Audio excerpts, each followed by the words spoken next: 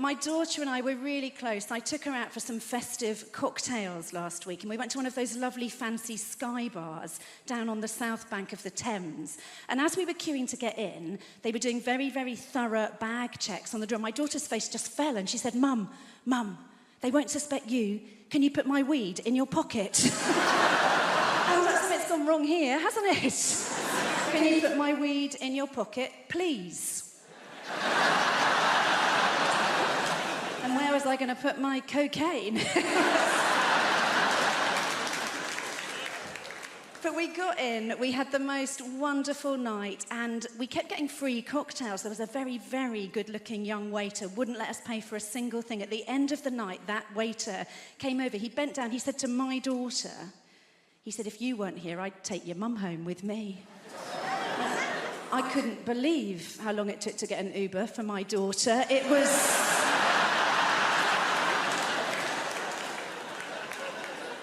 So I found this thing online that can best be described as a menopause magnet, right? I don't mean George Clooney. This is literally a magnetic device to help a woman through the menopause. This thing arrived in the post. It said it would help me with my mood swings and my hot flushes. And what you do is, I know this sounds weird, sir, right? But what you do is, you put a magnet on the front of your knickers, you put a metal disc on the inside of your knickers. It keeps the magnet securely and discreetly in place, and that bit works so beautifully. But what they don't tell you on the menopause magnet packaging is when it is tucked neatly and very discreetly in your pants, distinct possibility you will find yourself metallically attached to the self-checkout in Waitrose.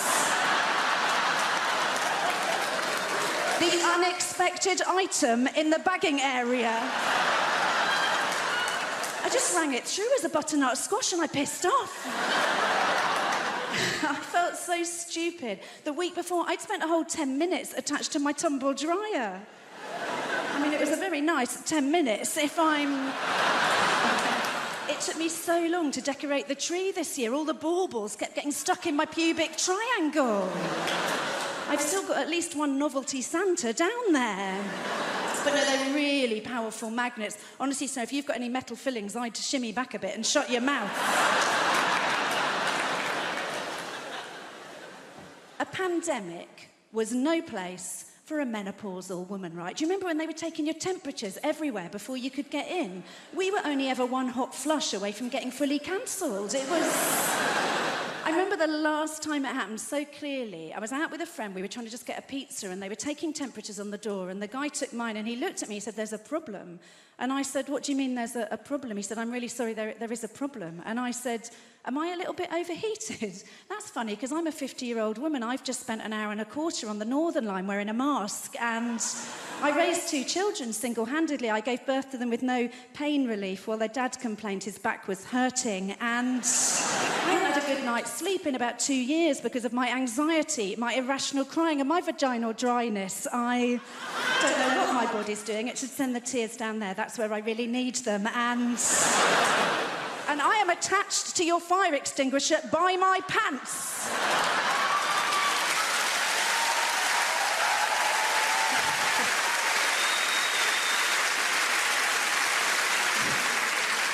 Turned out, the problem was with the card machine. You had to pay on the app, so...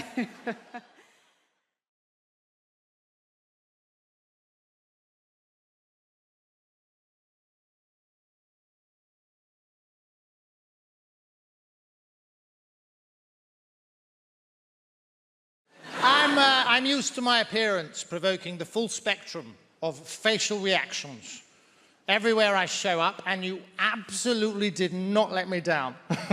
You were delighted, weren't you? You gave me some wonderful face when I came up here. You looked at me like your mother-in-law just cancelled dinner. I've been lucky enough to travel, and I'll never forget my first trip to Australia. I went to a place called Perth. I got off the plane. First person that saw me said the following. Hey, mate! Hey, mate! Why is Freddie Mercury wearing a kimono?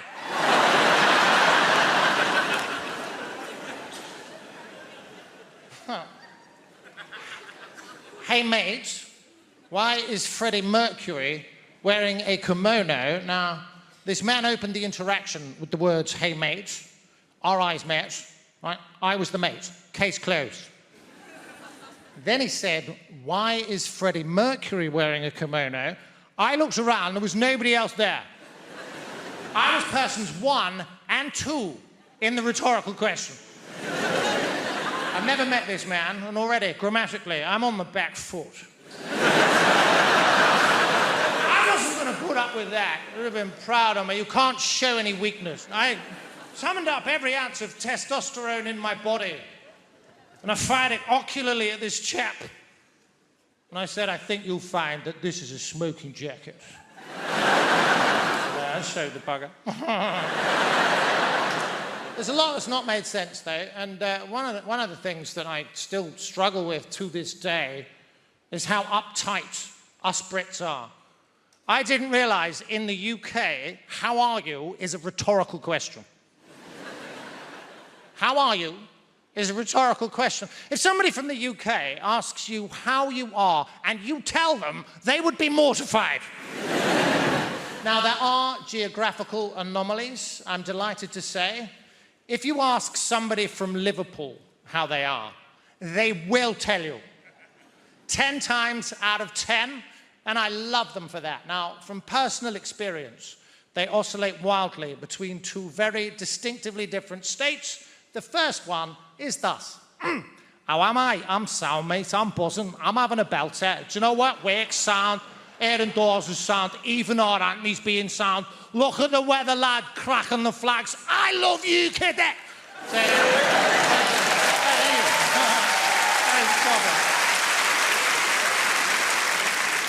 Apologies for the accent, by the way. I have the ability to blend in seamlessly with my environment wherever I go. I feel an energy, I match it, we become almost indistinguishable. Silly. Now, that's the first state. Now, the second state of Scouse being is rather different, and it is as follows. "I'm fuming, lad." Oh, don't you start, lad. I am fuming here, mate. I'm fuming. I am fuming. I'm up the wall with work. I've seen me arse with my dad, Everton to being shite again. You're doing my fucking head in. I am fumigating naked.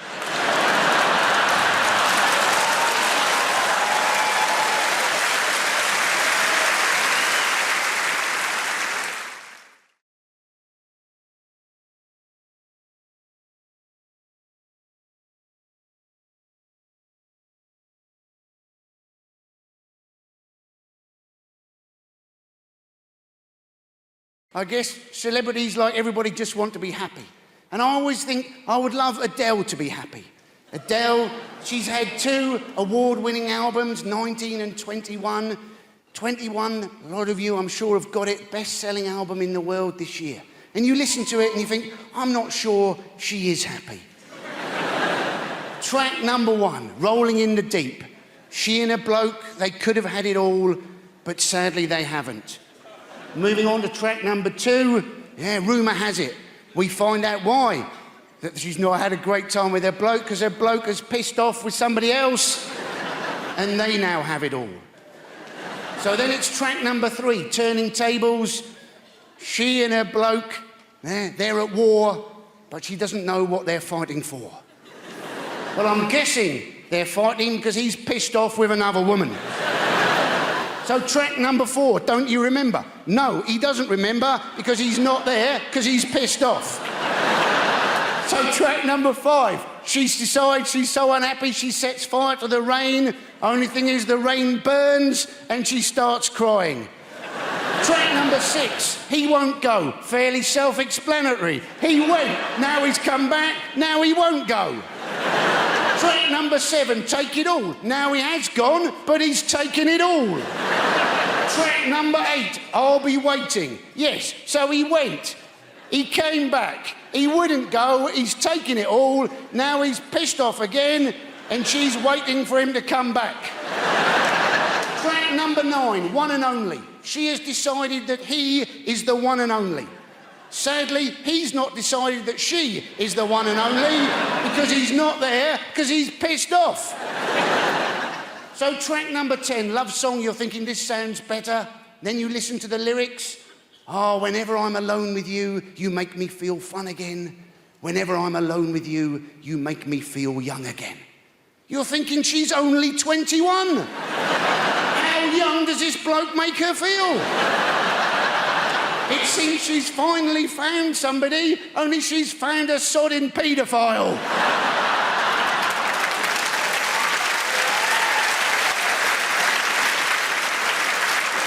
So you come to the last track on the album, Someone Like You.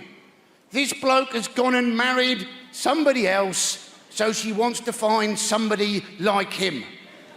This is the bloke who she fought a war with, made her cry, left her, came back, wouldn't go, took everything, then went, married somebody else, and made her dress like an 11-year-old.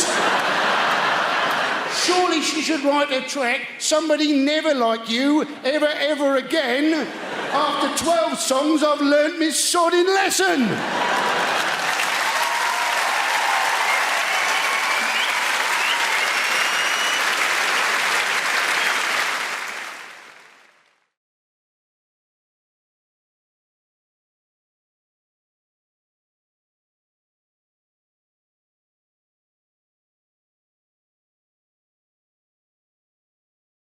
You know, when you're in love with somebody, you rarely see them at work. You rarely see them doing the thing that they do and you can't. It's extremely attractive. Go follow your partner someday to work. If they're having an affair, it'll be a hideous conclusion. But just watch them doing the thing. It's really cool because you can't do it, they can. You go, I fucking look, you're fantastic, you're glorious. Particularly when they're saving a life. Jesus, you're there going, oh, you're beautiful, I love you, and you're making me look good right now. Yeah, she's my girlfriend. Look at her, she's glorious. She's saving her life. Trophy bird, right?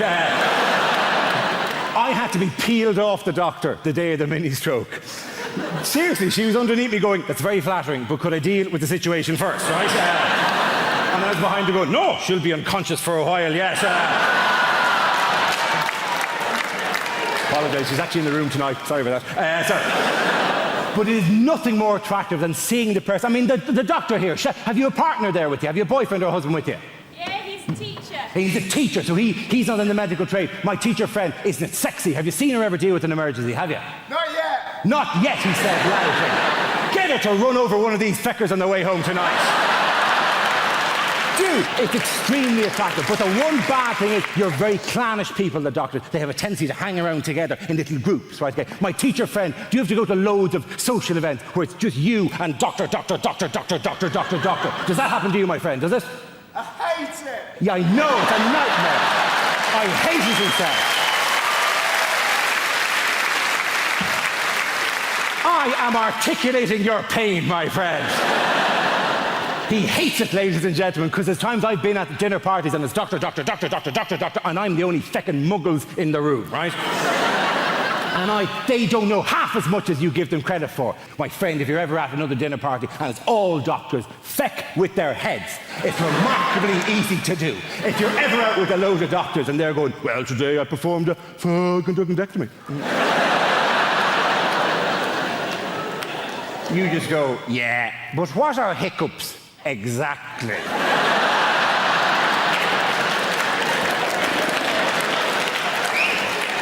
There's many competing theories at the moment. And then you go, why, if you stay in bed longer, do you feel more tired? It's not my speciality, that particular field. Does time heal all wounds? Who the fuck invited you to this dinner party anyway?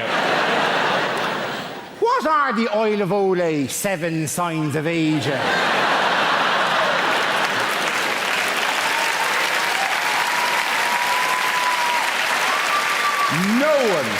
No one actually knows what the Oil of Olay 7 signs of aging are, right? Apparently they start with little lines around the eyes and finish with a woman sitting on a stairs with a bottle of gin going, I gave him the best years of my life!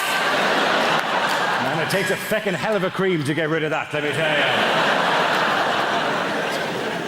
Doctor, one final question. Doctor at the back there, my surgeon friend, liver and pancreas, answer me this. What are hiccups exactly?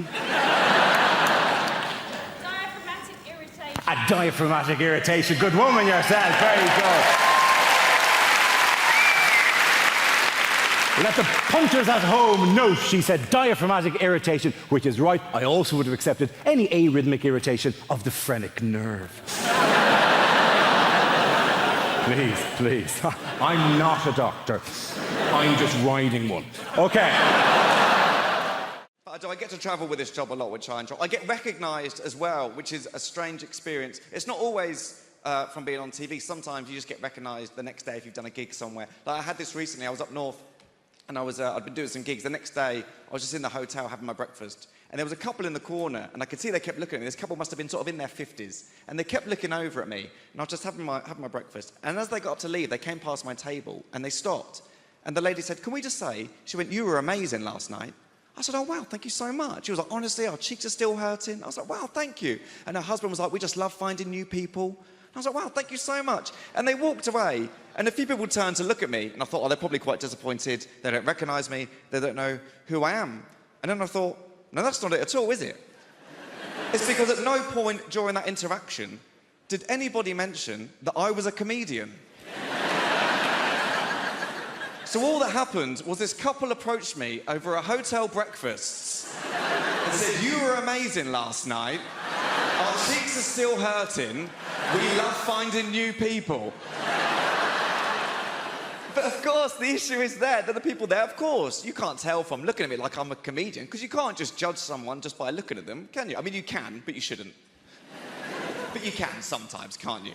You know, like, for example, if you see a man over 55 with a ponytail. You can make assumptions, can't you? Like he's either a magician or he knows karate. You know one thing for sure, he's definitely divorced. Like you shouldn't, but you can is my point. But of course, ultimately you can't, and you can't judge someone just by looking at them. Like you wouldn't know, for example, you wouldn't know from looking at me that I've got epilepsy, would you? Because I haven't. No, I do, don't worry, it's fine, it's good news, I've got it. In fact, fun fact for you, I had my first ever seizure during National Epileptic Week. Which was fitting.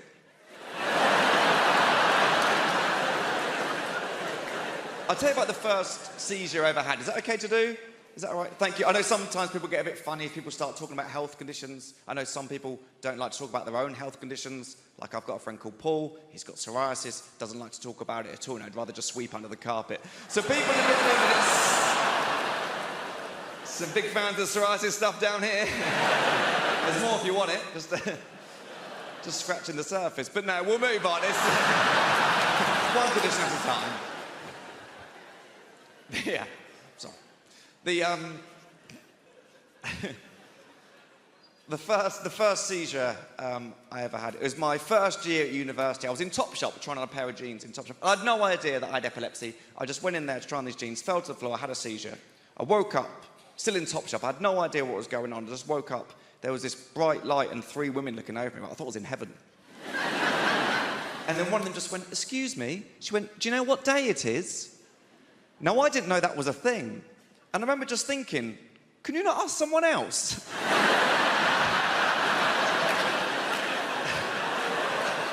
So to me, this woman had just walked into Topshop and just gone, "What day is it?"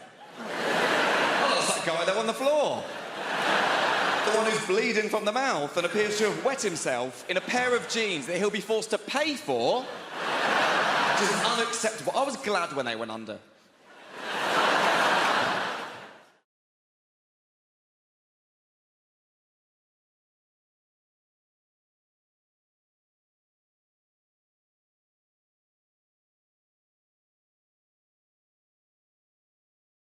American consumerism is based on just taking out late-night ads and pretending that you're mentally deficient.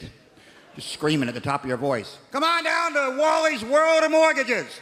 That's right, we've got mortgages. I'm crazy. The boss left with the keys. I'm by the safe. I don't even work here. We're going to give you a mortgage. Even if you never heard of the word mortgage, come on down here, we're going to give you one. Can't pay us back, won't pay us back, we don't give a shit. Even if you're a trailer park crack whore popping babies out of your womb like self-rising biscuits, come on down here now, you're a homeowner. People, go take advantage of that guy. He seems nuts. It's the Ab Crunch Spectacular, whole infomercial devoted to the biggest piece of shit ever perpetrated on the public. It's the Ab Crunch Spectacular. You can have a washboard stomach in 12. Who needs a washboard stomach? Gonna play hillbilly bluegrass music right off your stomach there? It's shit! Hi, I'm Chuck Norris. I used to pummel vaguely Middle Eastern-looking guys for a living. Now I'm selling this piece of shit Velcro nailed to an old ski. Flip it over, it's a canoe. Turn it inside out, it's a lady's evening dress. It's shit! You can have it by tomorrow. Of course you can, because it's a big piece of shit. That's what we do in America. We make lots of crap, but we deliver it really, really fast. Good things come to those who wait, but shit pretty much shows up right away, doesn't it? Pick up the phone. I like the Ab Crunch, bing bong. That was fast. Wacka, wacka, wacka, wacka. I'd love to tell you things are better in America, ladies and gentlemen, but, you know, I don't really know. It's, we have a fantastic president, but most Americans just want to see his birth certificate. Show us your birth certificate, Obama. Because, you know, I know there was I watched the elections here, and I kind of watched them. I kept an eye on them. I didn't get the full brunt of it. Basically, I left the country for a while. Gordon Brown was in charge. I came back. Now, apparently, the country's being led by 2 gay antiques dealers. I don't know how that happened. But at least they're getting along. As Americans, let me explain it to you. There's 2 parties in America. You probably know this. There's Republicans and Democrats. The Republicans are called the red states. Democrats are the blue states. The blue states are generally either on the West Coast or on the Atlantic seaboard. So basically, Democrat is anyone who's seen water. So you go to America, find a Republican, and take him to the beach. And even the Republicans hate each other now. So they have a splinter group called the Teabaggers, the Tea Party, Teabaggers, whose leader, of course, is Sarah Palin, future presidential candidate, who spent 2 years governing 8,000 square miles of snow and would occasionally nip out at lunch to blow the head off a moose from 300 yards away. That's presidential material. Another woman who's moved to the forefront, running for a senator from Delaware, named Christine O'Donnell, who's running on a platform of anti-masturbation. She actually wants to make masturbation illegal. I give that law 6 minutes. Because the Bible says it's wrong. These are her exact words. Well, if my husband has figured out how to please himself, why am I in the picture? I got news for you. You're not. No man ever whacked one out of the ballpark thinking of his wife, ladies and gentlemen. You'd be thinking of anything. You'd be thinking of a 300-pound Bavarian milkmaid strapped over a barrel, or you bang her with a kayak paddle wearing a Burger King paper crown and making her call you Mr. King Big Daddy Spanky Bottom. As you're about to shoot a ropey parabola of man jizz onto her ham-hock buttocks, David Hasselhoff walks in dressed as a Luftwaffe pilot and says you've got a tax refund coming. And if that's wrong, I don't want to be right.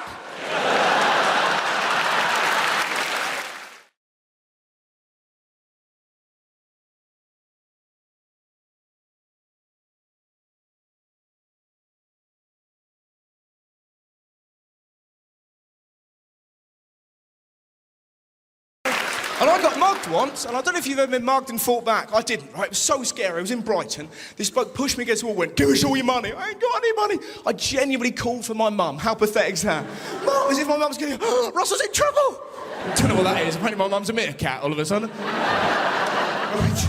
I went and I told my little brother about getting mugged. Did he care? No. It was sort of a, "What happened, Russ?" A little bit of wee come out. He got really angry. "What'd you do that for?" Like I'd done it on purpose. I'm not a toad. Didn't try and ward him off with my venomous piss. I didn't think you're under attack. Secrete, toad boy. Show him your powers. I've wet my pants. He offered me advice, genuinely. "Well, you know you're a weed brush. Just use your brain. Next time, bamboozle the mugger." That was his genuine advice. But how'd you bamboozle anybody? Someone, "Give us all your money." Well, you say that. But what, my friend, is the opposite to opposite? Consider yourself bamboozled. Who's next? "You like my credit card details? What colour does a Smurf go when we choke it?" "You know my name. They call me the bamboozler." Ridiculous. The worst superhero in the world. If I was going to have any superpower, I'd like the ability to make somebody orgasm just by touching them once. Not for sexual purposes. That would be amazing in a fight. Kill him!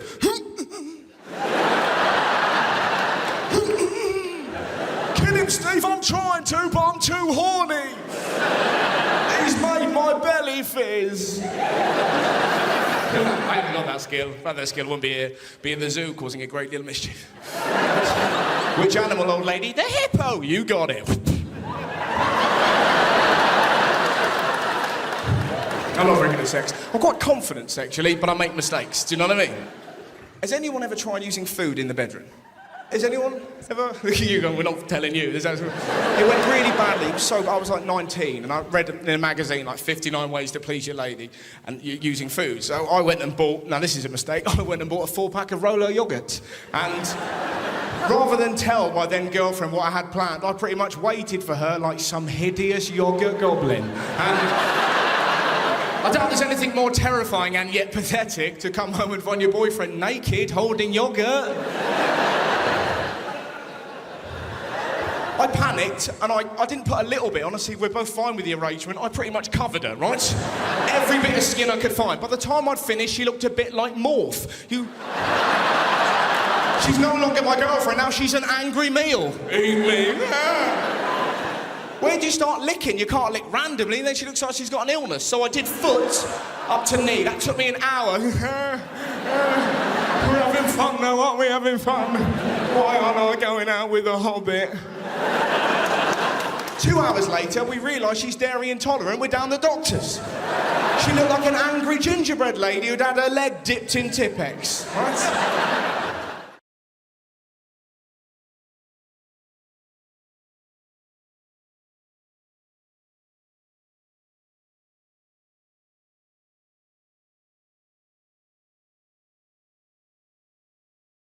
I don't have a kid. I have a wife. That's a start, I suppose.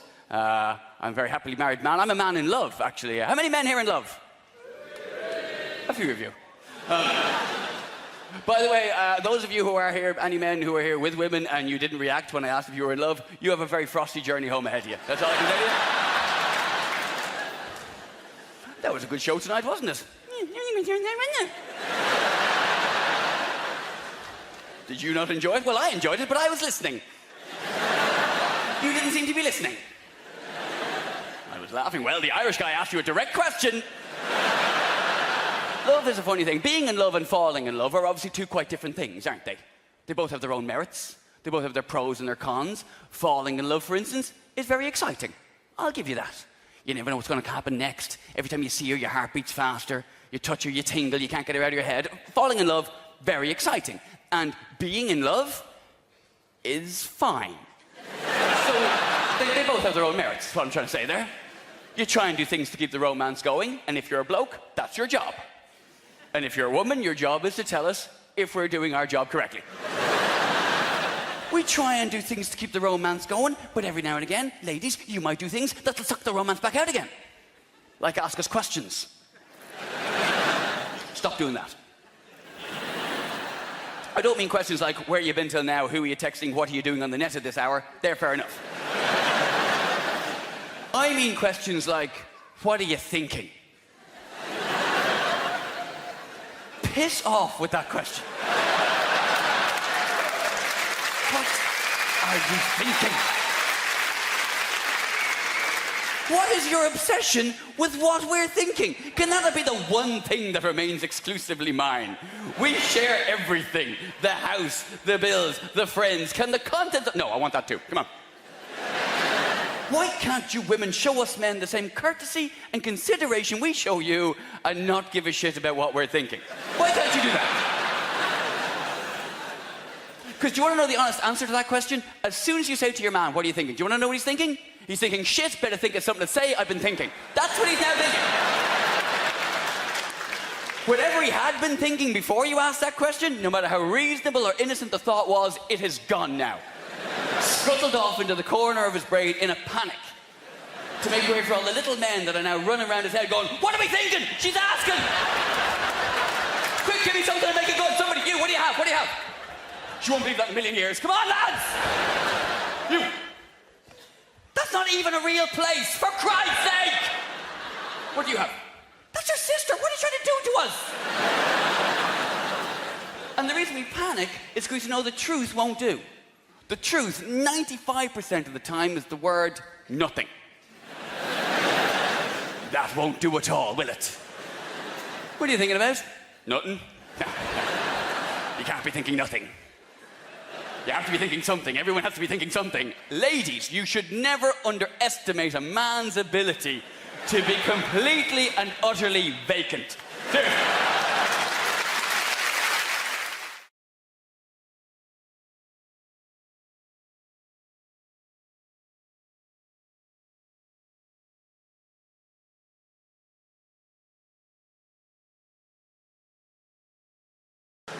I don't know, it's really nice being married.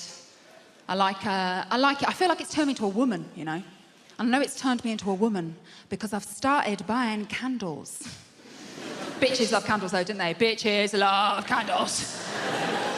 They're so expensive though, the fancy ones, like the Joe Malone ones. I've worked out it's actually better value and you can get the same effect if you just set fire to a £20 note and sniff a fig roll. Not just candles I've been buying though, guys. I've been buying other little bits for the house. I call them trinkets. Australian husband calls them great. Another bit of tat with a shit quote on. It's not true, they're essentials. How else am I supposed to remember to dance like nobody is watching? Unless I have a piece of driftwood to remind me to. Essentials. But my sister says the reason I like all this stuff is because I'm nesting, and she thinks that's really good. She's like, you need to have a baby. You need to have a baby so you've got something to look after you when you're old. I'm like, hang on, isn't that what the NHS is for? Unless the NHS is that screwed that by the time I'm old, you literally have had to give birth to your own medical professional. Push, push, oh, congratulations, it's an oncologist. Because I'm not sure about having kids right now, so it means I'm very aware of my contraception. So I've done all the research for you. So the pill, 99% effective. Condoms, 99% effective. Eating a large Indian takeaway. And then going, oh, look how pregnant I look. 100% effective. But my view on kids actually helped me become a little bit of an internet sensation earlier this year. There was this thing on Facebook, I don't know if you saw it, it was called the Motherhood Challenge. So it's where mums were putting up 5 photos of themselves that made them proud to be a mother. So there were pictures of like little Ken on the beach, little Ken trying avocado for the first time, little Ken asking, what kind of a name is Ken for a toddler? Lovely, lovely. Now, I do not have a problem with anyone being proud to be a parent. I just saw a lot of this stuff, thought I'm going to do the opposite. I did the non-motherhood challenge. I posted 5 photos of myself that made me proud not to be a mother. 4 of those were pictures of me asleep.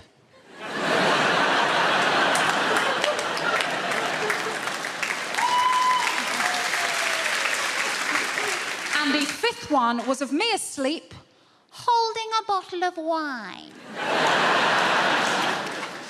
Really, really silly, right? Whacked it up on Facebook, didn't really think any more about it. For some reason, it went bananas, right? It went viral, got shared a gazillion times, went all the way around the world. At one point, I became Woman of the Week on a Swahili parenting blog.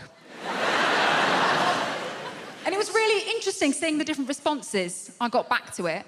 So the first lot of people to write on my Facebook page were women like me without children, saying things like, oh, Ellie, thanks for giving us, the childless, a voice. I was like, no worries, babes, you're welcome.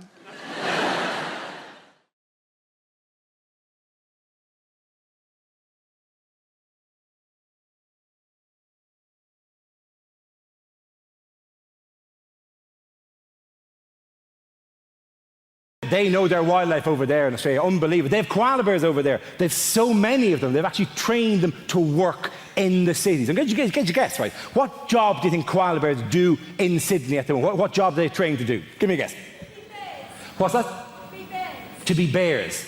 They're kind of, doesn't take much training, Tracy, to be honest. Given it's already a bear, it really, unless you want to be a different kind, you're no koala, you're a grizzly. Get out there, come on, get out there, koala. Give me another guess. What do they train them to do? Koala bears. Cuddle. Cuddle is glorious. What a beautiful idea. They train them to work as professional cuddles. That's That's a fabulous idea. All over Sydney, there'd just be podiums sitting there with a koala on it, and you can walk up and go, I'm a bit down at the moment.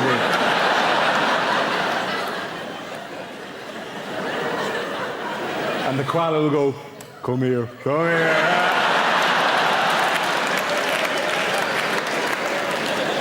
All right, now you shouldn't imagine now. Thanks very much. Brilliant suggestion. Give me one more suggestion. As phone sex operators. They train the koalas to work as phone sex, not actually just as operators, not actually to do the thing, but to go, I'll push it through now. Well, you sound like you need a bit of loving, do you? Well, there's a very strict woman on line 4. I'll give you that to her, right? Because koalas are very good at that kind of notion like that. Or is it actually to talk to the customers? Oh, do you want to see what I'm wearing? I'm all furry and exciting, right? I'm the furriest little koala you've ever seen. I'm slipping out of the fur at the moment. Look at that. Do you like that? That's kind of sick. That's weird.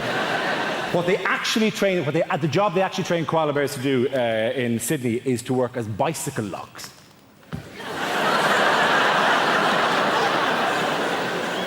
You take the koala, you put him in the frame of the bicycle, his little hands reach around through the spokes of the wheel, and then he just holds on to the bicycle like that.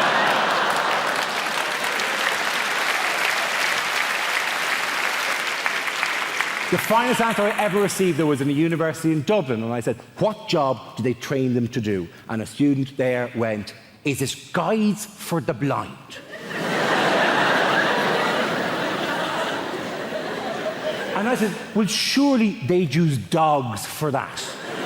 And she said, not for walking, for climbing.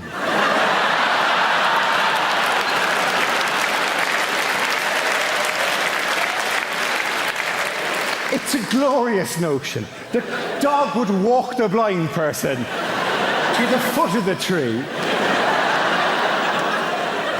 at which point control would be handed over to the koala bear, who would then walk the blind person up past difficult clumps of branches and whatnot, till they got to the top, where presumably it would then describe the view to the blind person.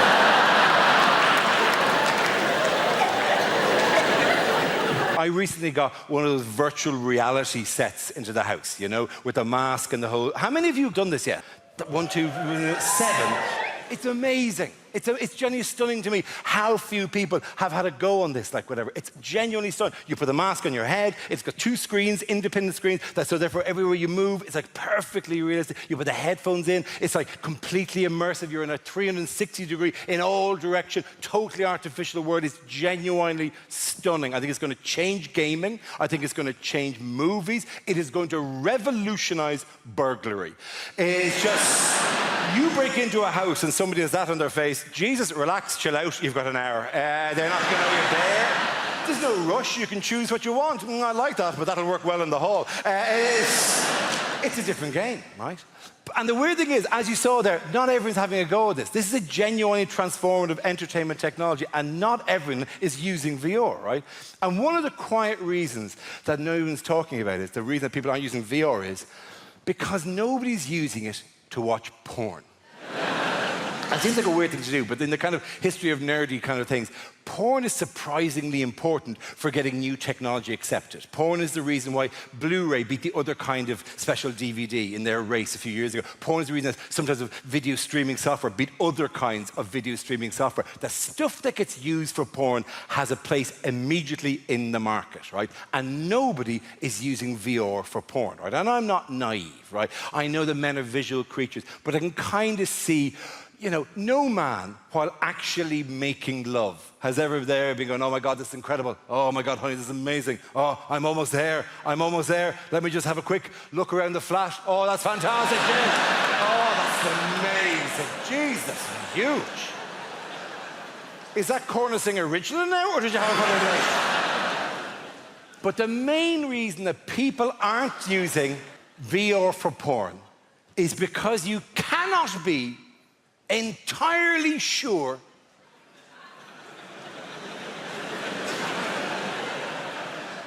that she's out for the afternoon.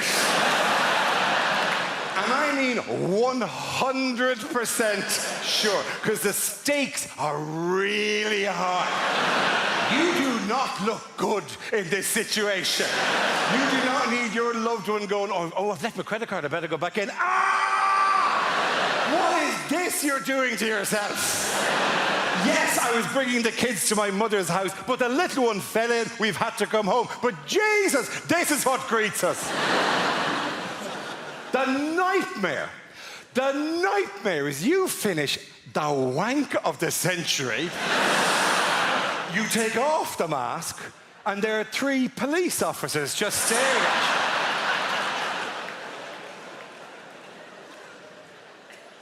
you. Going, do you have no idea what's been happening for the last while? Somebody broke into your house. They were spotted, we were called, there's been a standoff. You've been a hostage for 45 minutes.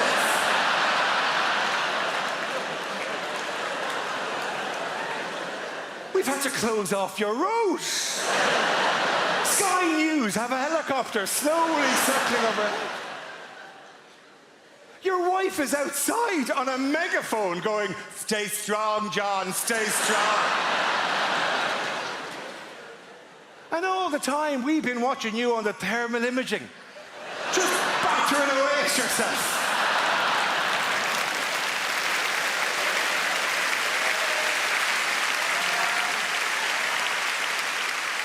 You know, when you're in love with somebody, you rarely see them at work. You rarely see them doing the thing that they do and you can't. It's extremely attractive. Go follow your partner someday to work. If they're having an affair, it'll be a hideous conclusion. But just watch them doing the thing. It's really cool, because you can't do it, they can. You go, I fucking know, you're fantastic, you're glorious. Particularly when they're saving a life. Jesus, you're there going, oh, you're beautiful, I love you, and you're making me look good right now. Yeah, she's my girlfriend, look at her, she's Gloria. She's saving her life, trophy bird, right? I had to be peeled off the doctor the day of the mini stroke. Seriously, she was underneath me going, that's very flattering, but could I deal with the situation first, right? And I was behind her going, no, she'll be unconscious for a while, yes. Apologise, she's actually in the room tonight, sorry about that. But it is nothing more attractive than seeing the person. I mean, the doctor here, have you a partner there with you? Have you a boyfriend or a husband with you? Yeah, he's a teacher. He's a teacher, so he's not in the medical trade. My teacher friend, isn't it sexy? Have you seen her ever deal with an emergency, have you? Not yet. Not yet, he said loudly. Get her to run over one of these feckers on the way home tonight. Dude, it's extremely attractive, but the one bad thing is you're very clannish people, the doctors. They have a tendency to hang around together in little groups, right? Okay. My teacher friend, do you have to go to loads of social events where it's just you and doctor? Does that happen to you, my friend? Does it? I hate it. Yeah, I know, it's a nightmare. I hate it, he said. I am articulating your pain, my friend. He hates it, ladies and gentlemen, because there's times I've been at dinner parties and it's doctor, and I'm the only feckin' muggles in the room, right? And they don't know half as much as you give them credit for. My friend, if you're ever at another dinner party and it's all doctors, feck with their heads. It's remarkably easy to do. If you're ever out with a load of doctors and they're going, well, today I performed a fucking duckendectomy. You just go, yeah, but what are hiccups exactly?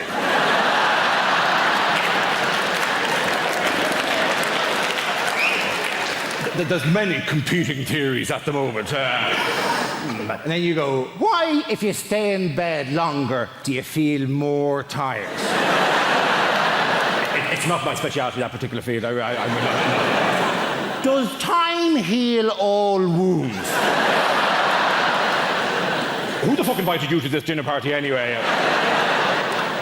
What are the Oil of Olay 7 signs of aging?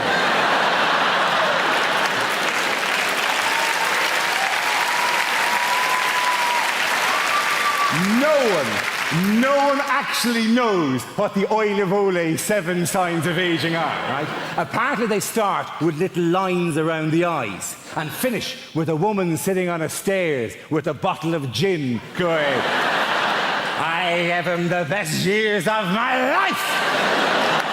And it takes a feckin' hell of a cream to get rid of that, let me tell you. Doctor, one final question. Doctor at the back there, my surgeon friend, liver and pancreas, answer me this. What are hiccups exactly? Diaphragmatic irritation. A diaphragmatic irritation. Good woman yourself. Very good. Let the punters at home note she said diaphragmatic irritation, which is right. I also would have accepted any arrhythmic irritation of the phrenic nerve. Please, please. I'm not a doctor. I'm just riding one. Okay.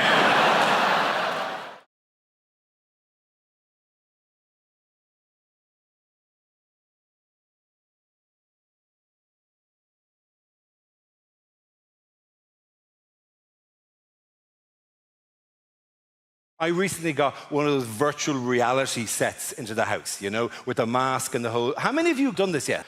1, 2, 7. It's amazing. It's genuinely stunning to me how few people have had a go on this, like whatever. It's genuinely stunning. You put the mask on your head, it's got 2 screens, independent screens, so therefore everywhere you move, it's like perfectly realistic. You put the headphones in, it's like completely immersive. You're in a 360 degree in all direction, totally artificial world. It's genuinely stunning. I think it's going to change gaming. I think it's going to change movies. It is going to revolutionize burglary. It's just...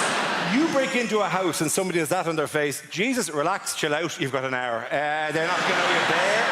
There's no rush, you can choose what you want. I like that, but that'll work well in the hall. It's a different game, right? And the weird thing is, as you saw there, not everyone's having a go at this. This is a genuinely transformative entertainment technology, and not everyone is using VR, right? And one of the quiet reasons that no one's talking about it, the reason that people aren't using VR is because nobody's using it to watch porn.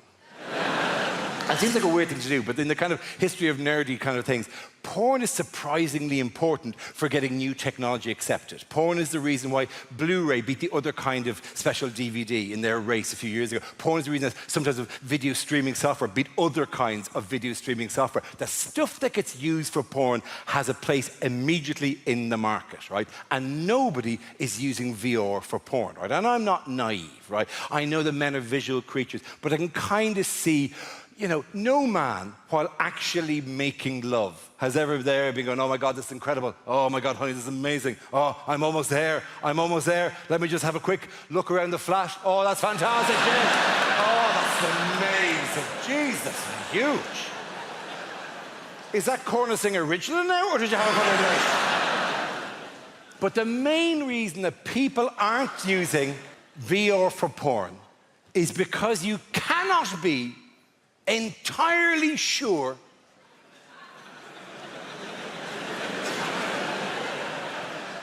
that she's out for the afternoon.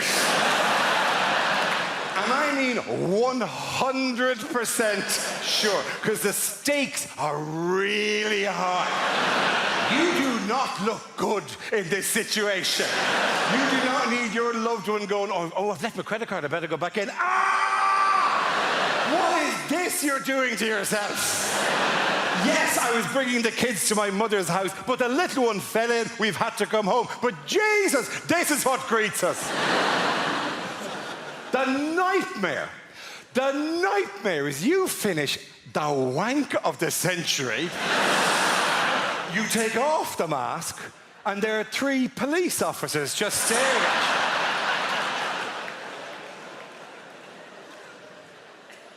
you. Going, do you have no idea what's been happening for the last while?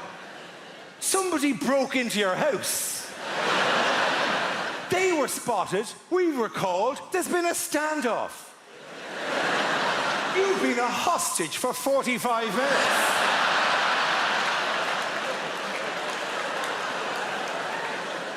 We've had to close off your road. Sky News have a helicopter slowly circling overhead. Your wife is outside on a megaphone going, stay strong, John, stay strong.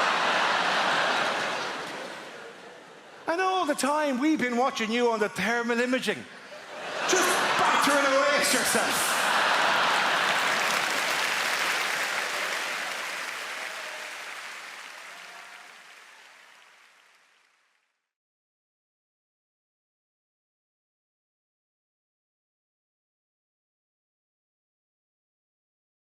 But I have developed a new hobby. Some of you probably already do this. I've started listening into people's conversations on the bus and the train. It's quite entertaining.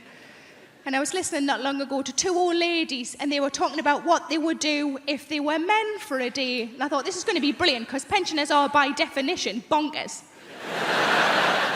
But I went out to lunch with a couple of my friends, and I thought, well, I'll ask them the same question. So my first friend, I said, what would you do if you're a man for a day? And without even thinking, she just went, I'd have a wank. Sounded like she needed to. She sounded awfully tense. But these old ladies, different generation to me and my friends, in their 80s. And one of them just said, Edith, what would you do if you're a man for a day? The other one said, knowing my luck, I'd get a Tuesday. And what can you do on a Tuesday?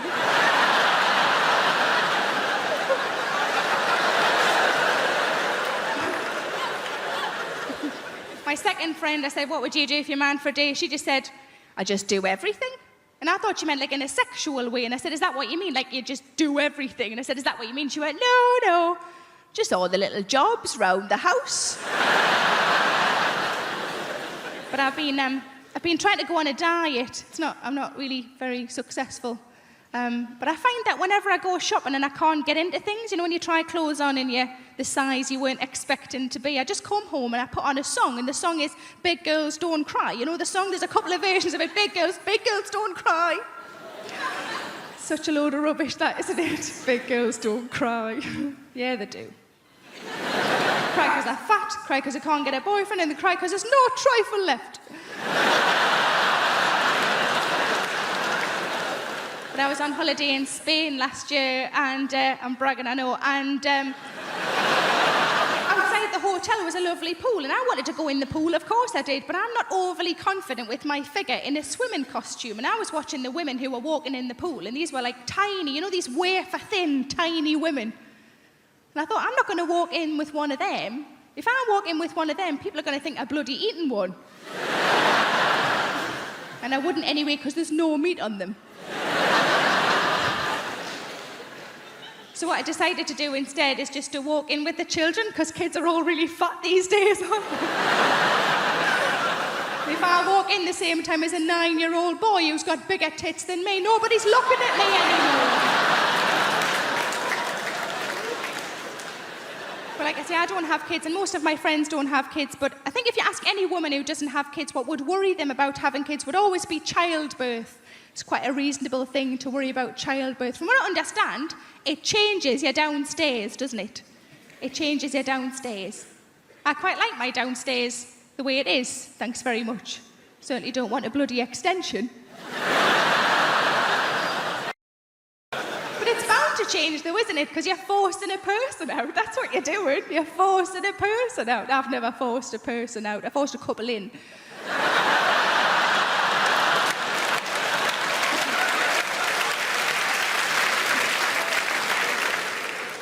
With a shoehorn.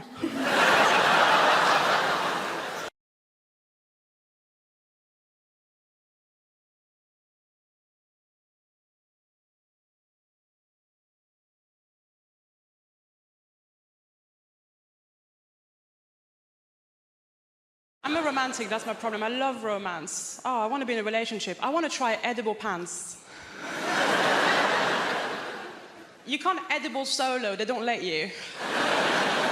I'm absolutely fascinated by them. Here's why. It must be someone's job to keep edible pants from being too delicious. Because they've got to be okay in context, but there's a team of scientists that's working day in, day out to make sure that none of us start craving them. Struggle being single. I'm a pick-me girl. Do you guys know what that is? A pick-me girl is a type of woman who's like me. I'm not like the other girls. Why? Because I like live music. Shackle me. I do like live music. Like sometimes I wonder if anyone's gone to see the band Placebo thinking it was The Cure. So I do think about that stuff.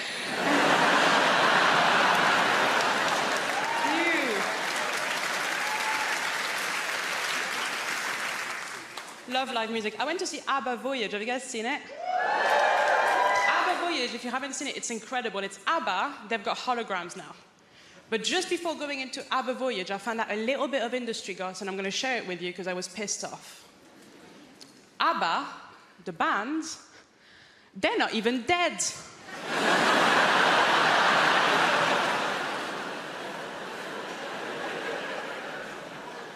And they've got holograms, is it? You can't have holograms if you're alive.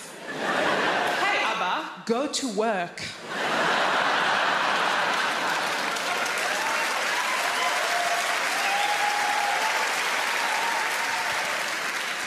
ABBA Voyage, it's amazing. From start to finish, it's them at their best. They were 28 years old when they recorded it. Start to finish, them at their best. A bit like this. So, ABBA Voyage, at the end of ABBA Voyage, sometimes the real ABBA, they come out. But the problem is that at this point in your life, you've only known them as hot 28-year-olds.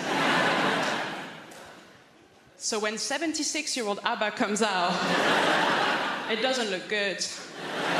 It doesn't look like them. It looks like their parents have come to pick them up. I am a pick-me girl. I lie about my interests constantly, I do. My new thing now is I pretend to like football. Now, I want to like football. I really do. I really respect it as a sport. My problem is too much of it has happened. And no one will let me catch up.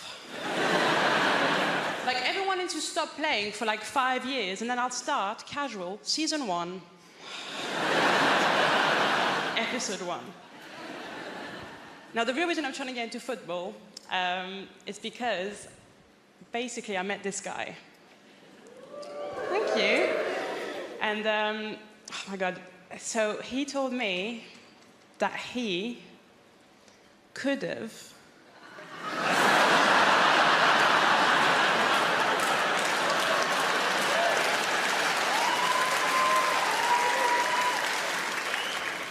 Do you guys know him?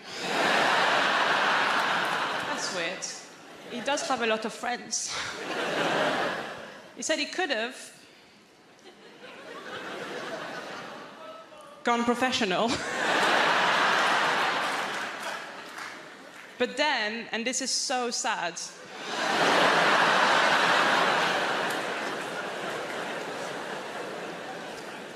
just before the trials,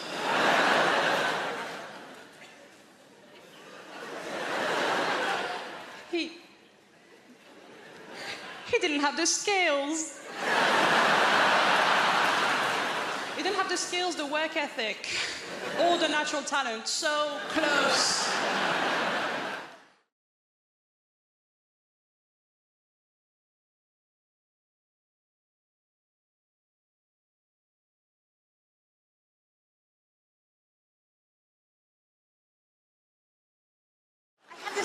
All of the time. You might be thinking, oh, she's hard of hearing. That's why she has that voice.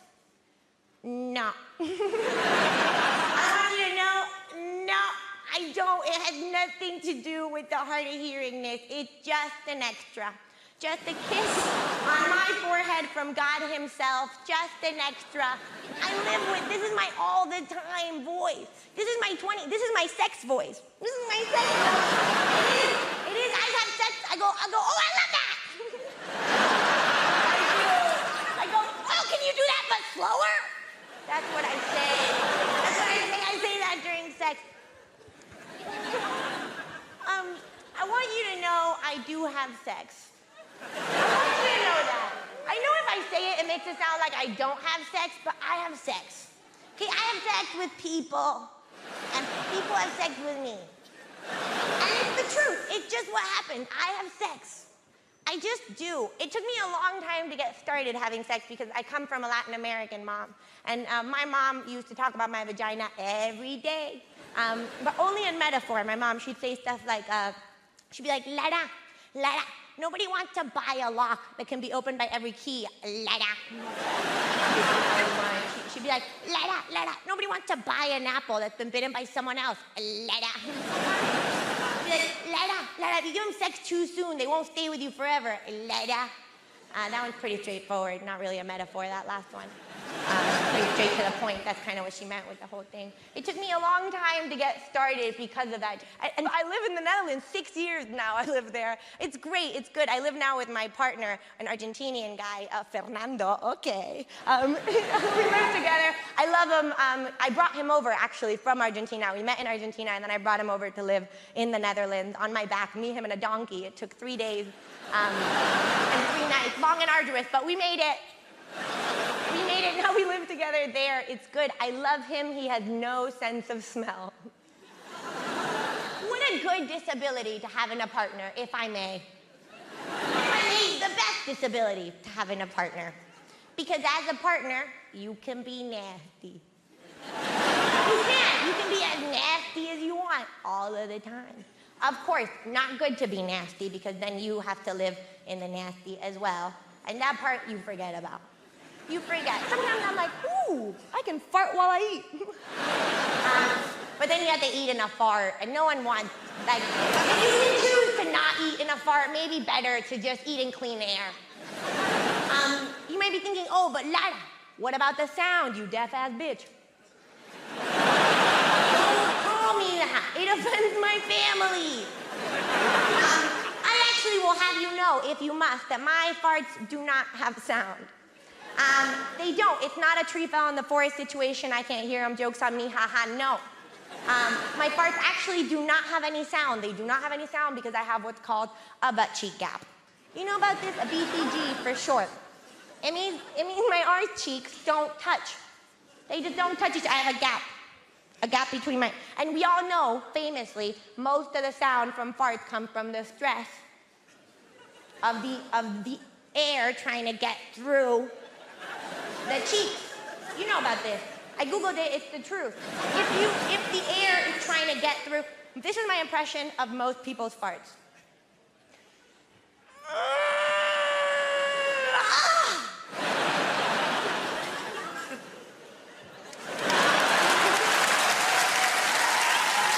And this is my impression of my farts. Come straight out because I have a butt cheek gap, which means I can fart while I eat if I want to. I don't, but I want you to know that I can.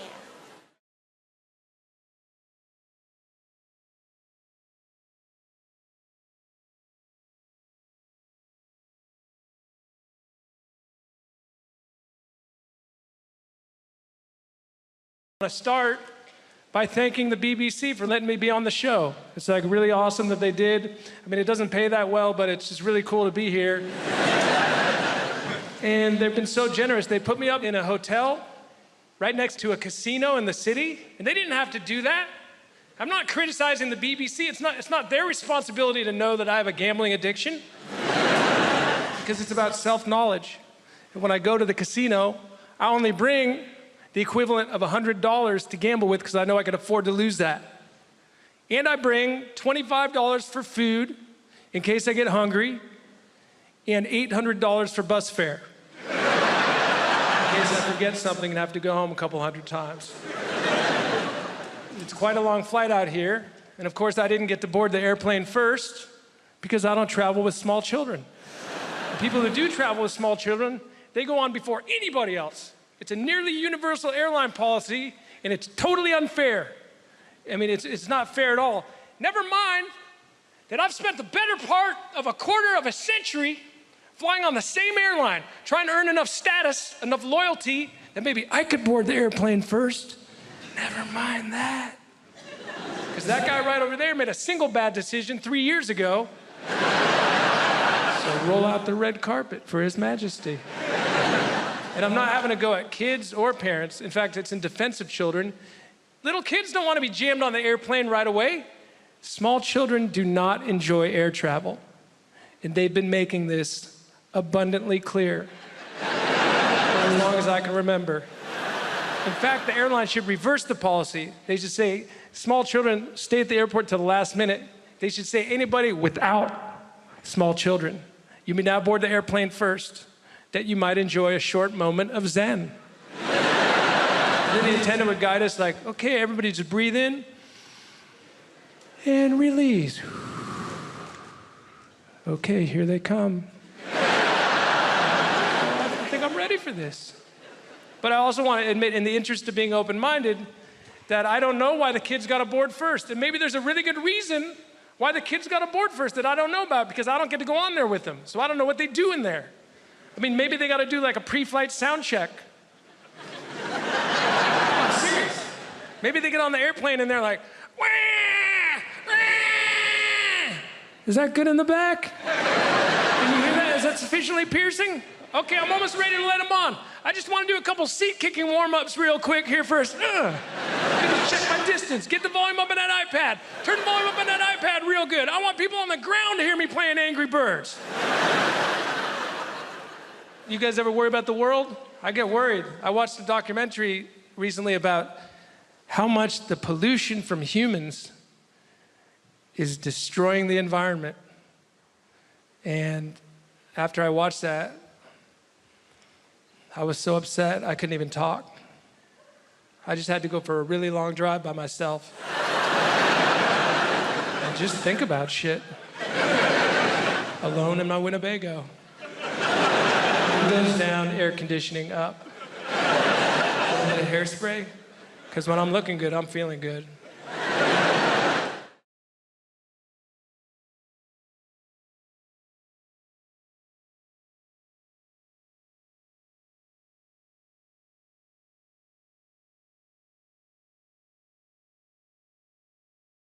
I read this thing, right, online, so it must be true, where everyone who's under the age of 30 is going to live till 160. Like, you look tired now. 160? I don't want to be sat in a flat, leaking, liver spotted. Your ears and nose, they never stop growing. I'm going to be sat there looking like I work at bloody Gringotts Bank, just like, And I think if I get to 160, I'm ending it. I don't know how you do it. What are you going to do? Sort of suffocate yourself with a bag for life? I reckon the best way, and maybe like a toaster in a bath situation, but it'd be one of those like sit-down baths with a chair and a door, and then you have to wait for it all to fill up. You put in a bit of matey for a last bit of luxury, and then you go, oh shit, I forgot the toaster, and then you have to wait for it all to drain. You open the door, you go out onto the landing, down a stair lift, into the kitchen, you go, what the bloody hell have I come in here for? It's never going to happen.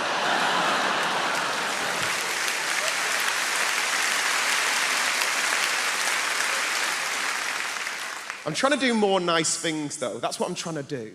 Because I've never really done anything with my life. I did a thing recently. I went to go and give blood for the first time. Has anyone ever done that? It's just one woman like, yeah, I did it today. It's amazing, but I thought you did it in like a hospital or like a sanitised medical centre. You don't. You do it in like a rugby club or like a MELTDOWN church, right?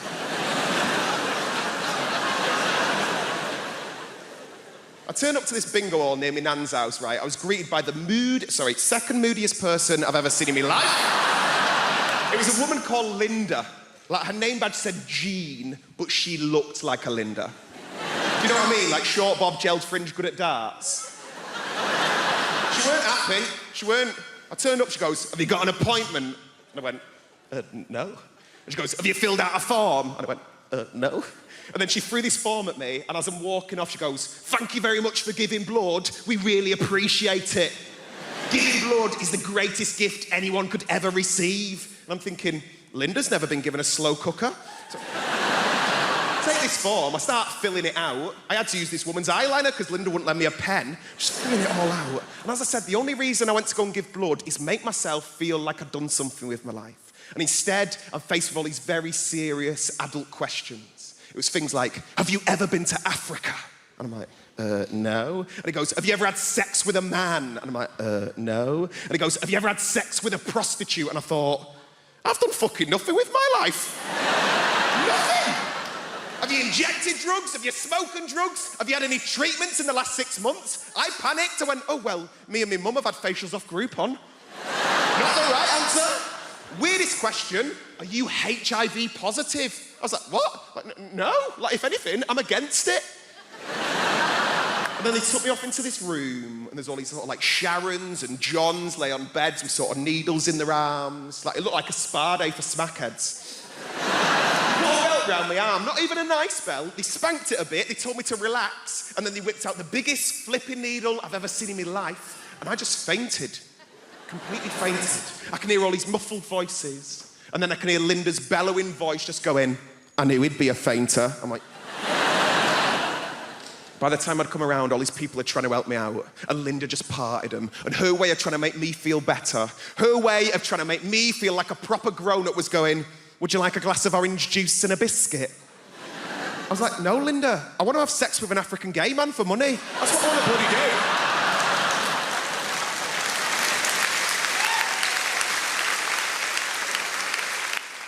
I'm going to explain the concept and naked attraction to you, and you're going to think to yourself, Suze, previous to your gig tonight, did you nip outside and smoke some crack? Because that's how mental it is.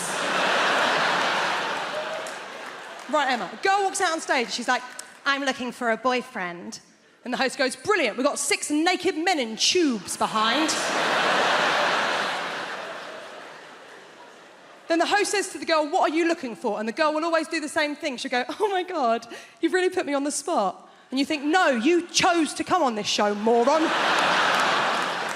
She goes, well, I guess I'm looking for a boyfriend, but also a friend. I really like going to European city breaks, maybe someone that likes travel. And I really like music gigs as well, so maybe someone that likes music. And I guess if I'm being really honest, what I'm looking for is love. And the host goes, brilliant, let's see if you can find love by judging dongs, okay?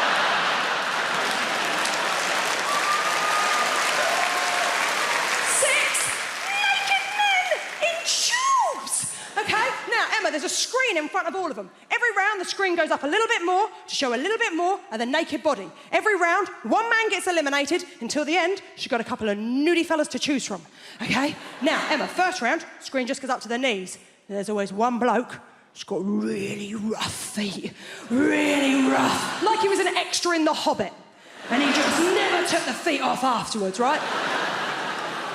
Now, she clearly looked at them feet and thought, well, them trotters ain't coming home with me, right? And you think, well, that's the end for him. Not the end. They don't shoot him. You think it's the end of the show for him, but it's not. It's not the end of the show, because he then has the indignity of the screen going the whole way up, so you see his penis and his face. Then he has the most awkward moment in television where he steps out of his tube, walks over to her, and gives her the most uncomfortable hug you have ever seen. Well, you can tell all he is thinking is, don't touch the lady with your dick. Whatever you do, don't touch the stranger with your dick. And then his sad little ass walks off stage. Now,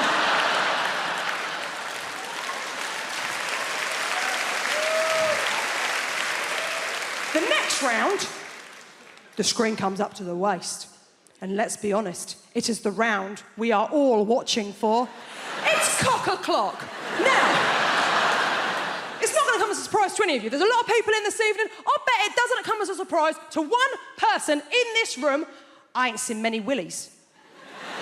I ain't seen many of them. I ain't seen many willies. I'm not a connoisseur when it comes to willies. I was straight for a month when I was 18. I don't have the wrists, okay? But even to me, even to the untrained eye, there was one that I was like, oh, there's someone up with him. There was something just not quite right about it. They're not meant to have a corner, are they? Halfway through, it had like a proper corner. Now, she clearly looked at that one and went, ooh. She can't do that, can she? She's got to go work on Monday. She don't look like a bitch on TV. So instead, she had to do a little lie. Emma, see if you can see where she went wrong. She went, I'm going to have to get rid of number 4. Kind of weird dick. I'm going to have to get rid of number 4 because the way that he's standing, he doesn't really look like a very confident guy. And I'm only really attracted to really confident guys. And I thought, he has his penis out on television. How much more confident would you like this twat to be?